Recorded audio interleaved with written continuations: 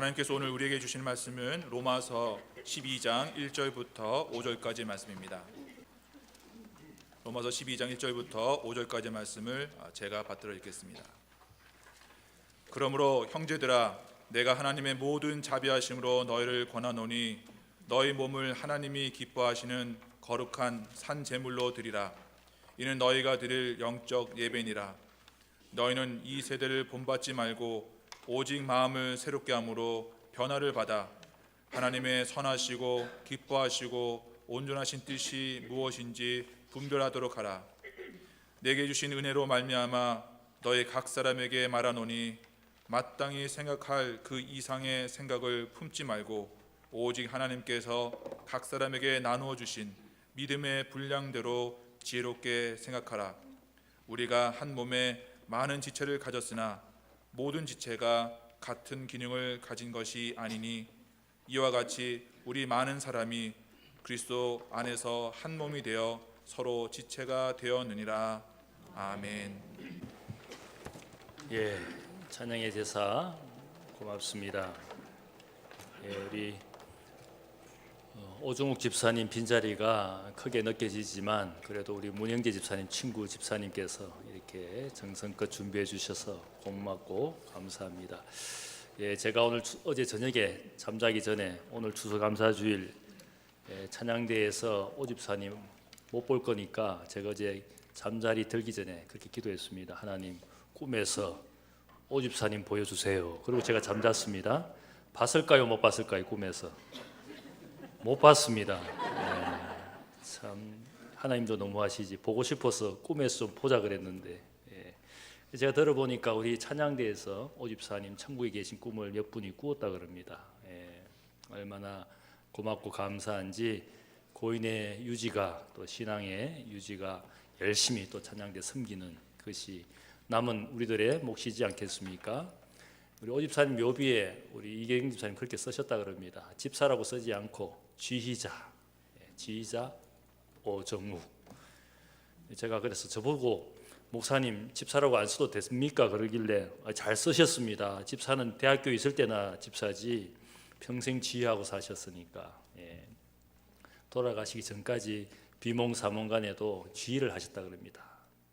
박자 맞추라고 막 옆에 사람 야단치면서 마지막까지 지휘자로서 소명을 잘 감당하시고 천국 가셨으니까 제 생각은 천국에서도 지휘하고 계실 것 같아요. 우리 성도들하고 같이 지휘하실 것 같습니다. 아마 하나님이 우리보다 천국에 지휘자가 필요하셔가지고 모시고 간 것 같습니다. 우리 열심히 또 추수감사 주일이니까 또 감사하는 마음으로 찬양의 제사를 또 하나님께 드린 찬양대 또 지휘자 모든 분들에게 격려의 박수하겠습니다. 고맙습니다. 수고하셨습니다. 오늘은 한 해 동안 우리에게 베푸신 하나님의 은혜를 생각하면서 감사하는 마음으로 추수감사의 예배를 드리고 있습니다. 우리에게 시련과 고통 그리고 어려움과 불행이 있어서 감사하는 마음은커녕 원망과 좌절, 분노의 마음이 혹 있을지 모르겠습니다. 하지만 생각을 해보면 이루어져서 혹은 채워졌다고 해서 우리가 진정으로 감사하는 인생이 되는 것은 결코 아닙니다. 이런 말이 있습니다. Enough is not enough. 충분한 것 같지만 우리는 만족하지 못하고 사는 그런 인생입니다. 가졌지만 누리고 있지만 여전히 부족하다고 생각하는 것이 욕심 많은 우리의 인생입니다. 여러분은 몇 평 아파트에 살면 혹은 연봉이 얼마나 되면 여러분의 얼굴에 행복의 미소와 기쁨이 그치지 않겠습니까? 얼마면 됩니까? 한번 주위에 있는 분들에게 물어보면 좋겠습니다. 얼마면 됩니까? 얼마면 행복하고 언제나 웃을 수가 있겠습니까? 도대체 얼마면 되는 겁니까? 뉴스에 보니까 대만의 주윤발 영화배우 형님 윤발이가 자신의 8천억 전 재산을 사회에 환원한다고 합니다. 그는 세계적인 스타이지만 평소에 대중교통을 이용하고 싼 음식을 먹고 산다 그럽니다. 놀라운 일이지 않습니까? 일생 동안 번 모든 돈을 사회에 환원한다는 그의 결심이 얼마나 큰지 모릅니다. 최근에 실향민으로서 청량리에서 억척스럽게 과일 장사로 돈을 벌면서 상가를 매입하며 큰 돈을 벌었던 김영석, 양영의 노부부가 자신의 전 재산이라 할 수 있는 400억대의 부동산을 고려대학교에 기부하면서 행복해하는 모습을 보았습니다. 왜 서울여대는 그런 분이 안 나타나는지 모르겠습니다.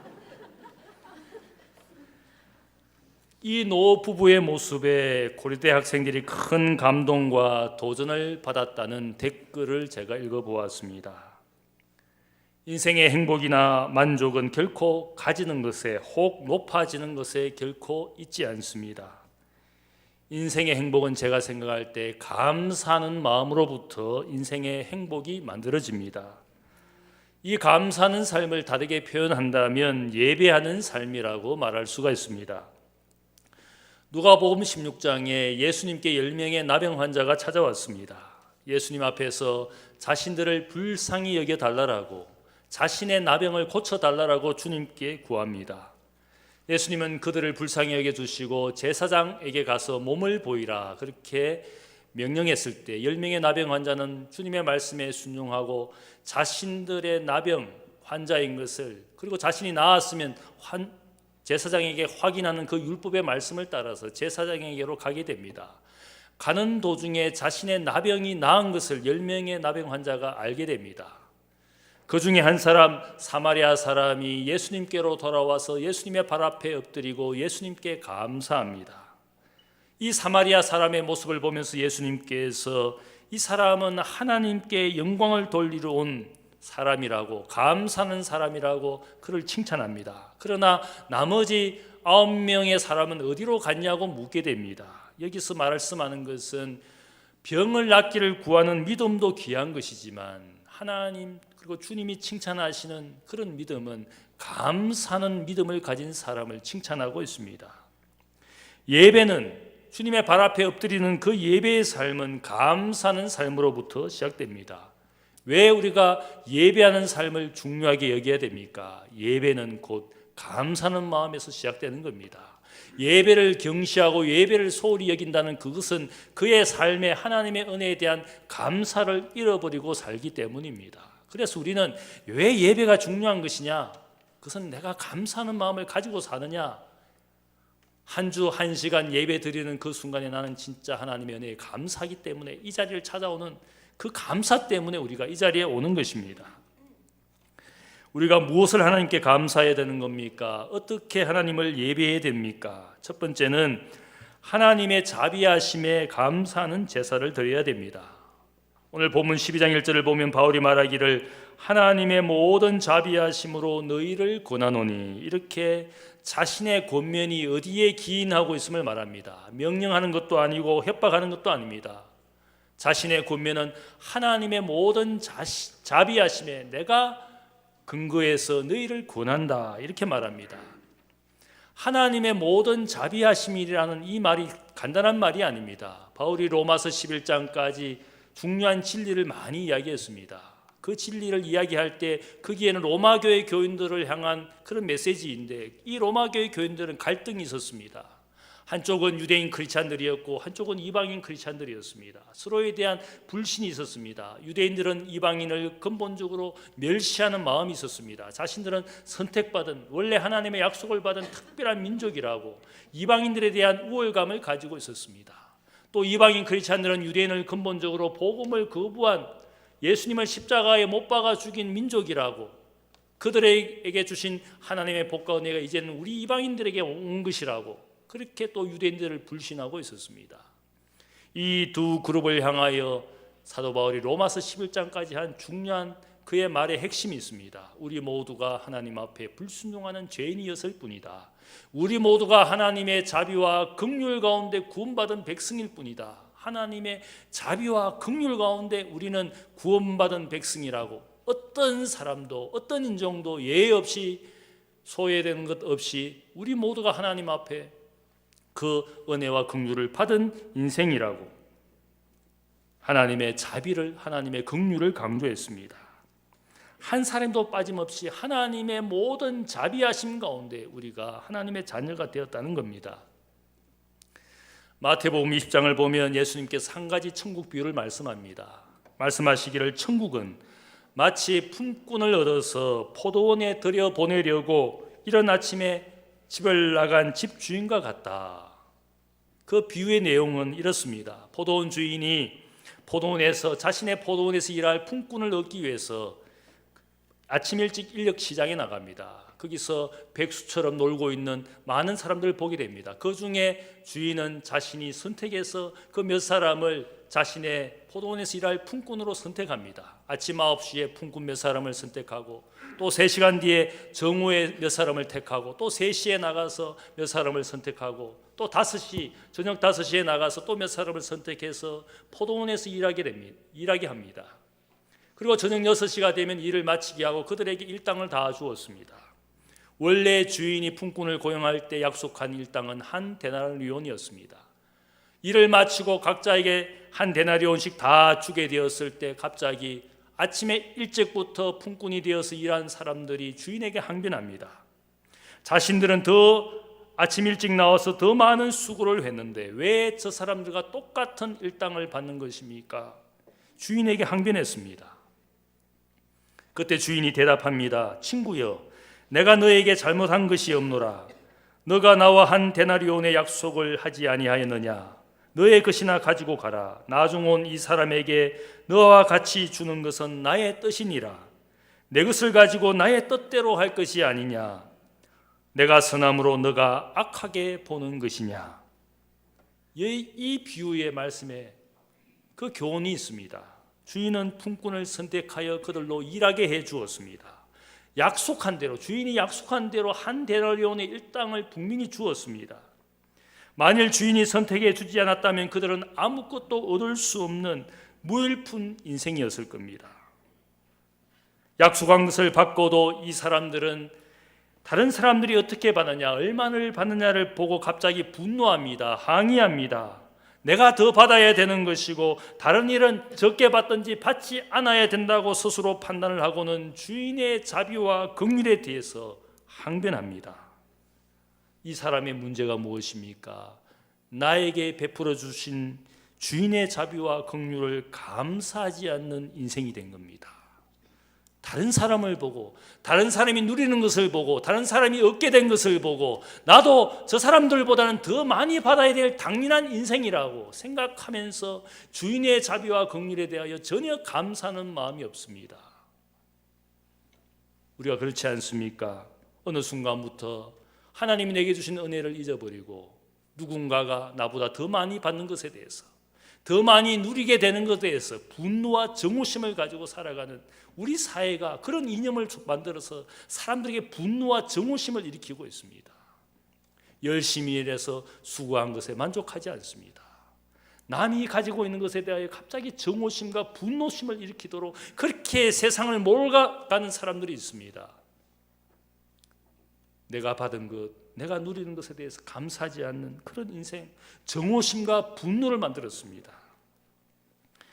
여기에 분명 바울이 권면하는 중요한 내용이 뭡니까? 모든 사람이 예외 없이 하나님의 자비하심으로 자녀가 되었고 구원의 은혜를 받았다는 겁니다. 그러하기 때문에 모든 사람이 빠짐없이 하나님 앞에 감사의 마음으로 예배하는 인생이 되어야 된다, 그 말을 하고 있습니다. 자비라는 이 말, 헬라어는 호이크티르모스라는 이 말은 하나님 인생을 불쌍히 여기시는 것, 동정하시는 마음을 말합니다. 하나님께서 우리에게 자비를 가진 그 마음이 어디로부터 온 것이냐? 그 헬라어의 원문은 바로 하나님의 애간장이라는 말을 여러분이 많이 들어보았을 겁니다. 애가 탄다, 애간장이 녹는다, 애간장을 졸인다, 애간장이 덜 끓는다. 누군가에 대한 자비의 마음은 내 창자를 끊는 것처럼 자녀가 불행과 고난을 당하면 그 부모의 마음은 애간장이 녹습니다. 어떻게 낳은 자식이고 어떻게 키운 자식인데 저 자식이 저런 고난과 시련 가운데 살아갈 때 그 부모의 애간장은 녹아지는 것이지 않겠습니까? 우리의 죄의 불행을 보고 하나님의 마음은 자비의 마음을 가집니다. 그분의 애간장이 녹고 있다는 뜻입니다. 하나님의 그런 자비하심을 가지고 우리가 하나님의 자녀가 되었기 때문에 우리는 감사하는 예배자가 되어야 된다는 뜻입니다. 그것이 바로 감사로 드리는 예배, 감사로 드리는 제사를 말합니다.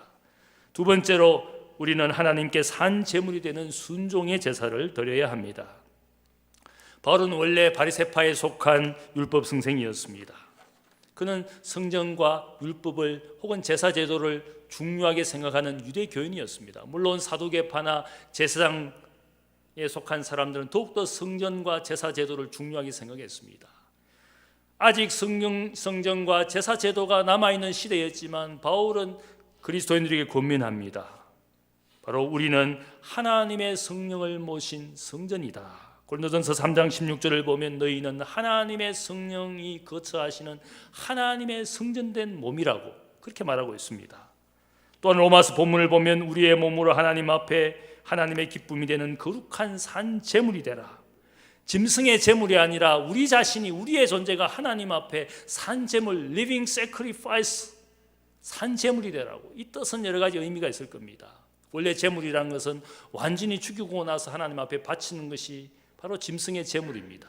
완전히 죽은 제물. 그러나 우리가 하나님 앞에서 완전히 죽었을 때에 완전히 또한 살아나는 겁니다. 죄에 대하여 완전히 죽고 하나님의 의에 대하여 완전히 살아나는 그 존재의 의미로서 생명 있는 우리가 우리의 뜻과 마음과 우리의 열심을 가지고 하나님 앞에 우리의 인생을 드리는 그것을 아마 산제물이라고 여기에 표현하고 있습니다. 거룩한 산제물로 하나님 앞에 제사를 드리라는 이 말은 한마디로 다르게 말한다면 순종의 제사를 말합니다. 순종이라는 말에서 우리에게 알려진 유명한 이야기가 있습니다. 구약 이야기를 보면 하나님께서 이스라엘의 초대 왕이었던 사울 왕에게 명령을 내립니다. 특별한 명령을 내립니다. 저 아말렉 민족을 완전히 진멸하라. 그 말씀을 하신 이유가 있습니다. 과거에 이스라엘 백성이 애굽 땅에서 출애굽할 때 가나안 땅으로 가는 여정 중에 방해한 민족이 있습니다. 전쟁을 한 민족이 있습니다. 아말렉 민족이었습니다. 모세를 통하여 출애굽 땅으로 인도하는 그 이스라엘 백성의 진로를 방해했을 때 하나님이 이 민족의 운명에 대해서 이야기합니다. 아말렉 민족을 내가 영원히 지상에서 사라지게 하리라. 미래의 아말렉 민족을 진멸하실 하나님의 뜻을 미리 말씀했습니다.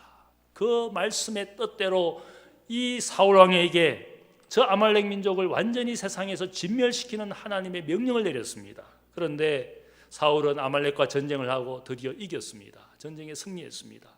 그런데 하나님의 말씀대로 순종하지 않고 아말렉 왕 아각과 그의 사람들을 살려줍니다. 그들이 가졌던 가축과 금은 보화를 남겨둡니다. 나중에 하나님께 불순종한 사울의 이유가 무엇인지 이 왕이 변명하기를 이렇게 변명합니다. 내가 짐승 좋은 가축을 보고 하나님 앞에 제사하고 싶은 마음, 좋은 제물로 제사하고 싶은 마음이 있어서 이 가축을 남겨두었습니다. 내가 나를 위하여 전쟁에 참여했던 나의 부하들을 위해서 그들의 사기를 진작시켜주기 위해서 이 금은 부하를 그들에게 나누어 주기 위해서 이 제물을 취했습니다. 이렇게 변명을 했습니다. 사무엘의 사울왕의 이야기를 들은 사사 사무엘은 그에게 이런 말을 합니다.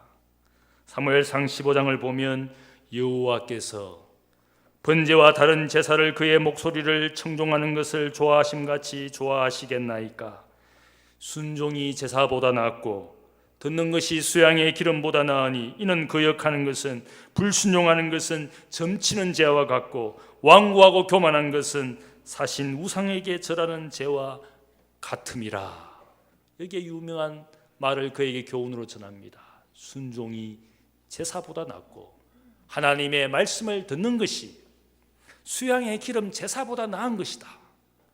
진짜 하나님이 가축의 피를 원하시고 혹은 우리의 돈을 원하시는 그런 하나님이 아니라 가축의 제사를 지내고 또한 우리가 하나님 앞에 우리의 물질 중에 헌금을 드리는 이유가 무엇입니까? 내가 과연 하나님의 은혜에 감사하는 마음을 가지고 사는지, 내게 있는 모든 것이 하나님의 것이고 하나님 주신 것임을 감사하는 마음을 가지고 그분의 말씀하시는 것을 귀하게 여기고 순종하는 마음을 가지고 있는 것인지, 그것을 보기 위한, 어쩌면 내 신앙이 어떤 상태인지를 보여주는 것이 제사의 모습이고 헌금하는 모습입니다. 사도 바울은 우리의 몸을 하나님이 기뻐하시는 거룩한 산 제물로 드리는 영적 예배가 되도록, 이 말씀은 우리의 전 존재가 하나님 앞에 온전히 순종하라는 것입니다. 너희 몸을 하나님께 드리라. 이 말은 우리의 몸이 있는 우리의 모든 삶의 영역으로부터 하나님 앞에 헌신하는 순종하는 존재가 되라는 뜻입니다. 몸이 어디에 있는 겁니까? 때로는 교회당에 있기도 하고, 때로는 가정에 있기도 하고, 때로는 이 몸을 가지고 세상에서 직장과 일터에서 일하는 것이 우리의 몸이지 않습니까? 이 몸으로 하나님 앞에 온전히 순종하여 헌신하는 삶을 살라는 뜻입니다. 이것이 영적 예배다. 물론 우리가 여기에서 1시간 예배를 드리는 이 예배의 내용을 가지고 예배하는 그것도 중요하지만, 내 몸이 가는 곳, 존재하는 곳에 하나님 앞에 온전히 헌신하는 그런 영적 예배자가 되라고 말하고 있습니다. 고린도전서 6장 20절에 보면 너희 몸은 하나님의 성전이니 너희 몸으로 하나님께 영광을 돌리라. 여기에도 같은 맥락의 말씀입니다. 너희 몸으로 세상 어느 곳에 처했든지 어떤 순간이든지 하나님께 영광이 되는 영적 예배자가 되라고 말씀하고 있습니다. 여기서 드린다라는 이 헬라어는 파라, 곁에서, 이스템이 서다, 파리스템이라는 이 단어의 뜻, 드리다는 의미는 바로 하나님 곁에 서 있다라는 뜻입니다. 헌신의 의미가 무엇입니까? 우리의 삶을 드리는 의미가 무엇입니까? 어떤 생활 영역에서도 내가 살아가는 삶의 모양은 하나님께서 내 곁에 계신 것처럼 살라는 뜻입니다. 교회당에만 거룩한 모습으로 사는 것이 아니라 세상 일터에서도 하나님의 자녀인 것처럼, 하나님이 내 곁에 계신 것처럼 사는 모양을 원한다는 겁니다. 직장에 가고 일터에 가면 하나님의 자녀가 아닌 것처럼 세상 사람들처럼 똑같이 행동합니다. 저는 우리 대학에서 들려오는 이야기를 들어보면 교수님들 중에 보면 분명히 크리스찬인데 크리스찬 교수의 모습이 전혀 없습니다. 그런 모습을 보면서 저분의 삶에 과연 예수 그리스도가 주인이신지, 하나님이 그분의 하나님인지 의심스러울 정도로 하는 행동은 세상 믿음 없는 교수만보다도 못한 그런 모습을 가진 분도 있습니다. 드린다라는, 내 몸을 거룩한 산제물로 드린다는 의미는 내 모든 몸이 존재하는 그곳에서 하나님 내 곁에 계신 것처럼 산다는 뜻입니다. 그것이 순종이고 그것이 헌신이라는 뜻입니다. 순종의 제사는 어떻게 드리는 겁니까? 내가 어떻게 순종할 수 있는 겁니까? 2절 말씀을 보면 너희는 이 세대를 본받지 말고 오직 마음을 새롭게 함으로 변화를 받아 하나님의 선하시고 기뻐하시고 온전한 뜻이 무엇인지 분별하도록 하라. 순종이라는 것은 무엇입니까? 세상을 따르지 않고 마음의 변화를 받아야 순종하는 사람이 되는 겁니다. 흔히 우리가 마음의 변화를 이야기할 때 트랜스포메이션, 안으로부터의 변화, 그것을 마음의 변화라고 말합니다. 어떻게 마음이 바뀌어지고 변화될 수가 있습니까? 우리의 지식을 쌓는다고 해서, 재물을 더 많이 가진다고 해서, 혹은 세상에 무엇인가 어떤 이념이나 혹은 무엇을 가지고 사람의 마음이나 인격이 바뀌는 겁니까? 안 바뀝니다. 저는 많은 분들의 모습을 보면서 5년, 10년, 20년 신앙생활에도 그분의 마음이 바뀌지 않는 것을 봅니다. 늘 다른 사람 싫어하고 미워합니다. 가까이 하지 않습니다. 마음의 문을 열지 않습니다. 부드러운 마음, 온유한 마음으로, 사랑의 마음으로 사람들을 대하지 않습니다. 그 마음은 고집스럽게도 예수 믿기 전이나 예수 믿은 이후에나 그 마음은 바뀌지 않습니다. 바뀌지 않는 사람들의 모습 때문에 저는 늘 그런 생각합니다. 목사가 백날 설교해봐야 소용이 없어. 여러분, 안 바뀝니다. 설교는 설교고 나는 나고 안 바뀝니다. 여러분도 그렇게 생각하시죠? 목사님 백날 설교해 보십시오. 저는 안 바뀝니다. 제 생각대로 삽니다. 제 뜻대로 삽니다. 제 마음대로 삽니다. 마음의 변화는 쉽게 일어나지 않습니다. 그러나 여기 오늘 말씀하는 것이 있습니다. 마음의 변화가 일어난다, 가능하다. 어떻게 가능한 것이냐? 요한복음 3장에 보면 바리새인 니고데모가 율법의 선생으로 존경받는 사람이 주님을 밤에 몰래 찾아왔습니다. 주님은 하나님께로부터 온 분임을 알고 주님을 통해서 무엇인가 인생의 변화를 원했습니다. 남들에게는 겉모양을 가지고는 존경을 받지만 그의 마음의 내면의 갈등은 해결하지 못했습니다. 나는 과연 천국에 합당한 사람인가? 영생의 지식은 갖고 있지만 영생을 얻을 수 있는 사람인가? 겉모양만 남들에게는 그럴듯하지만 자신의 내면은 어두웠습니다. 밤에 찾아왔습니다. 체면과 위신을 세우기 위해서 몰래 찾아왔습니다. 사람이 어떻게 하면 천국에 갈 수 있습니까? 영생을 얻을 수 있습니까? 수많은 율법 승생의 질문을 그가 했습니다. 나의 마음은 바뀌지 않고 내 인격은 바뀌지 않은 그의 모습, 위선적인 모습을 그는 너무나 잘 알고 있었어.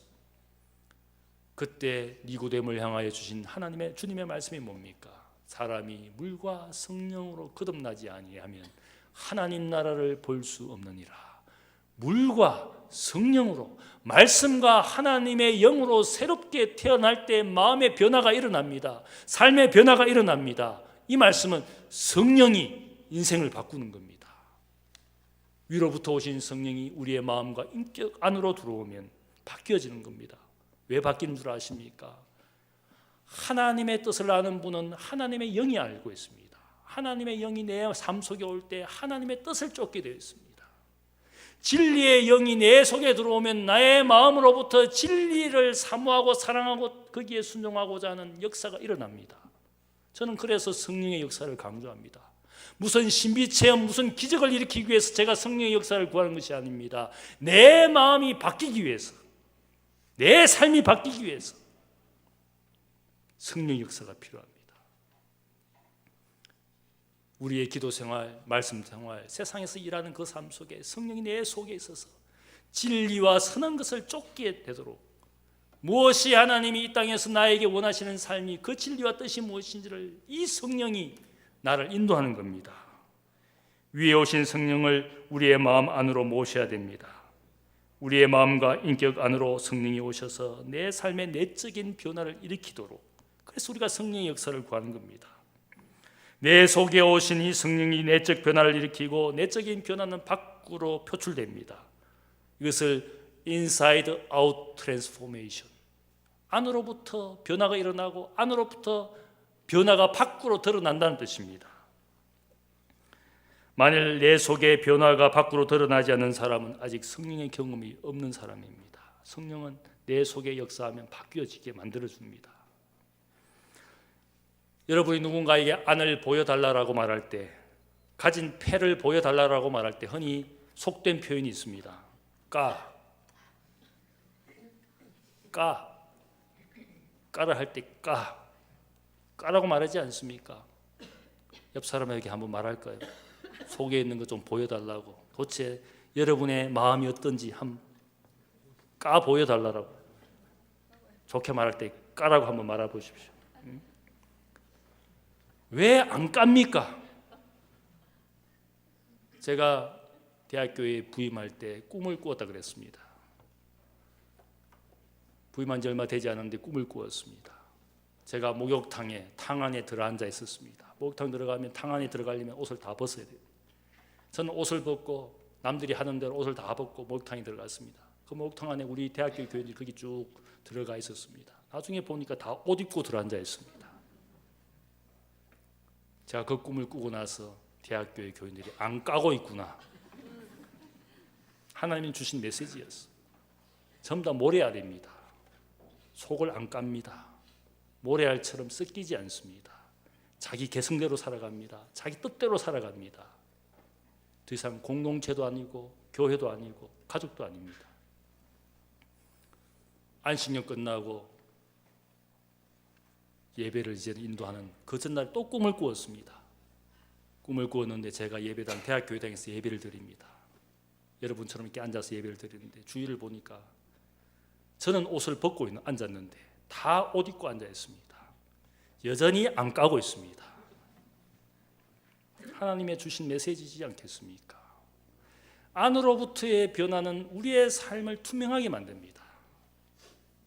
내가 부족한 것이 있고 수치스러운 것이 있고 그것을 숨기고 살 것이 아니라, 하나님, 내가 이 교인들 앞에서 투명한 삶을 살고 사랑하는 마음을 품고 온유하는 마음을 가지고 다가서는 사람이 되도록 하나님, 나의 문제를 하나님 앞에 내려놓고 기도해야 되는 겁니다.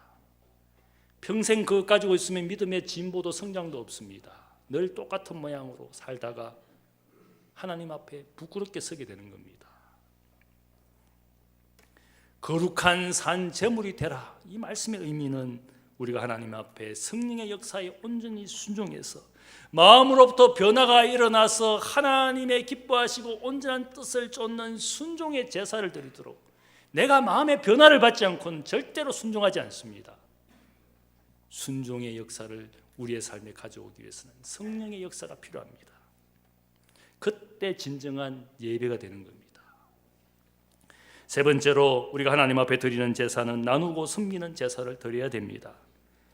히브리서 13장 15절은 우리에게 세 가지 제사를 말합니다. 그러므로 우리는 예수로 말미암아 항상 찬송의 제사를 하나님께 드리자. 이는 그 이름을 정언하는 입술의 열매니라. 오직 선을 행함과 서로 나누어 주기를 잊지 말라. 하나님은 이 같은 제사를 기뻐하시느니라. 찬양의 제사는 감사의 제사입니다. 또 우리가 해야 될 제사는 선을 행하는 제사, 나누고 섬기는 제사를 해야 되는 겁니다. 이것이 하나님이 기뻐하시는 제사라고 말합니다. 우리가 그래서 하나님 앞에 영적 예배를 드리기 위해서는 나누고 섬기는 공동체를 우리에게 허락하셨습니다. 그래서 사도 바울은 즉시 3절부터 우리에게 공동체 교회를 이야기합니다. 교회는 그리스도의 몸으로서 모든 성도는 이 몸에 연합된 지체라고 말하고 있습니다. 5절 말씀을 보면 우리 많은 사람이 그리스도 안에서 한 몸이 되어 서로 지체가 되었느니라. 우리에게 주신 은혜대로 받은 은사가 각각 다르니. 여기에 보면 우리가 한 몸이 되었다 그럽니다. 혈육 가족은 어떤 사람들입니까? 같은 피를 나눈 사람들을 혈육이고 가족이라 말합니다.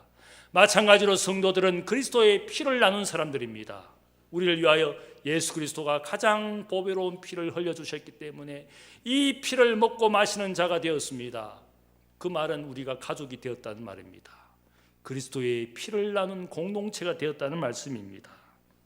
우리가 한 몸이 되기 위해서 주신 것은 하나님의 은혜입니다. 카리스. 하나님의 은혜로 우리가 이 교회가 되고 한 몸이 되었다. 이 하나님의 은혜를 우리가 어떻게 세상에서 교회에서 이 은혜를 보여주어야 되느냐? 은혜를 보여주는 모습이 은사라는 겁니다. 카리스마타. 하나님의 보이지 않는 그 은혜를 받아서 구원받았으면 그 은혜가 보이는 은사, 일하는 은사로 우리에게 성령이 주셨다는 겁니다. 그래서 은혜와 은사라는 말은 같은 어원에서 나온 말입니다. 은혜를 받았으면 은혜를 나누는데 그 보이지 않는 하나님의 은혜가 어떻게 사람들에게 보여지는 것이냐? 은사로, 섬기는 은사로. 모든 지체들이 이 은사를 가지고 기능과 역할을 할 때 그 몸 전체가 건강한 겁니다. 모든 지체는 잘 움직이고 있는데 어느 한 지체가 움직이지 않고 있다면 그는 병든 겁니다. 그 병든 부분 때문에 모든 몸이 또한 고통을 당하는 겁니다. 모든 지체가 자기의 기능과 역할을 잘 감당하고 있을 때 그 사람을 건강한 사람이라고 우리가 말하는 것이지 않겠습니까? 그래서 오늘 이 말씀은 우리가 그리스도의 몸이 되어서 이 공동체 안에서 영적 예배자로서 우리가 살아가는 예배자가 되어야 되는데 그것은 바로 섬기는 겁니다. 그래서 월십 서비스라는 말을 씁니다. 단순히 하나님 앞에 입술로 찬양하고 혹은 기도하고 고백하는 그 예배만이 예배가 아니라 또한 하나님을 섬기는 서비스, 형제와 이웃을 섬기는 그 서비스를 우리에게 이야기합니다. 예배라는 것은 그런 겁니다. 우리가 은사를 이야기할 때 고린도전서 12장 은사 이야기를 잘 알고 있습니다. 성령이 교회에 역사하셔서 모든 사람에게 다양한 은사를 주셨는데 그 은사를 신령한 은사, 영적인 은사라고 바울은 말했습니다. 그 은사에는 지식의 말씀, 지혜의 말씀, 믿음, 병고침, 능력 행함, 예언, 영을 분별하는 것, 방언하는 것, 이 모든 것이 영적인 은사라고 사도 바울이 말했습니다. 그런데 오늘 로마서 12장 그 다음 부분을 우리가 읽지는 않았지만 하나님의 은혜를 받아서 우리가 받은 은사가 각각 다른데 그 은사가 어떤 것이냐 쭉 설명을 합니다. 섬기는 일, 가르치는 일, 위로하는 일, 성실하게 구제하는 일, 부지런하게 다스리는 일, 절구음으로 긍휼을 베푸는 일, 형제를 사랑하는 일, 이 모든 것이 또 은사라고 말합니다. 고린도전서 12장의 은사와 로마서 12장의 은사가 조금 다릅니다. 고린도전서 12장의 은사는 복음의 역사, 성령의 역사 가운데 구원하시는 하나님의 능력을 보여주시는 그것을 우리에게 은사로 주셨어요. 영적인 은사들입니다. 로마서 12장 연사는 무엇을 이야기합니까? 세상을 섬기고 이웃을 섬기도록 세상을 위하여 일하는 은사로 주신 은사. 그래서 저는 이것을 세속적 은사, 맞는 표현일지는 모르겠지만 세상과 이웃을 섬기는 그런 은사로 우리에게 주신 겁니다. 제가 한때 열심히 헬스클럽에서 기구를 쓰면서 근육을 키우는 운동을 했습니다. 제 옆에 있는 보디빌더 출신인 코치의 근육을 보면서 너무 부러워서 나도 저렇게 만들어야 되겠다. 열심히 근육 운동을 했습니다. 한 3년 하다가 두 무릎이 아프기 시작했습니다. 어깨에 통증이 오기 시작했습니다. 그래서 제가 운동을 포기했습니다. 가만히 생각해 보니까 목사가 근육 키워서 그 근육을 써먹을 데가 없습니다. 근육을 보여줄 보디빌더가 될 것도 아니고 근육이 필요한 운동선수가 될 것도 아닌데 내가 왜 이렇게 열심히 근육 운동을 하나. 그래서 그 판단으로 이제는 근육 운동을 하지 않습니다. 지금은 숨쉬기 운동, 스트레칭만 하고 있어요. 우리가 신앙의 근육을 키우고 있다면 써먹어야 됩니다. 만일 써먹지 않으면 근육만 자랑하는 보디빌더가 되든지 아니면 조폭처럼 근육으로 남을 위협하는 나쁜 사람이 되는 겁니다. 신앙의 근육은 있는데 안 써먹는 사람은 조폭입니다. 옆에 사람 조폭 맞죠? 신앙 연륜이 많아서 근육을 키워놨는데 그 근육 가지고 안 써먹으면 맨날 교회 비판만 하고 자신은 일은 안 하고 조폭처럼 나쁜 크리스찬이 되어가는 겁니다. 은혜로 우리를 부르시고 성령의 역사로 우리의 안을 바꾸어 주셨다면 밖으로 드러나는 은사를 가지고 섬겨야 됩니다. 은사로 섬기지 않으면 받은 은혜는 다 거짓말입니다. 오늘 이 말씀이 말하는 것은 은혜는 은사로 나타난 것이다. 다르게 말하면 은사로 일하지 않으면 받은 은혜는 다 거짓말입니다. 은혜 없는 사람입니다. 성령의 역사가 존재하지 않았던 사람입니다. 혼자 은혜 받았다고 착각했을 뿐입니다.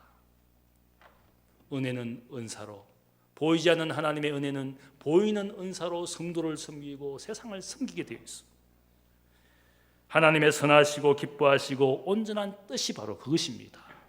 거룩한 산재물, 순종의 사람, 나누고 섬기는 사람, 삶의 모든 영역에서 내 몸이 존재하는, 나의 존재가 존재하는 그곳에 하나님 내 곁에 계신 것처럼 일하는 그것이 영적 예배입니다.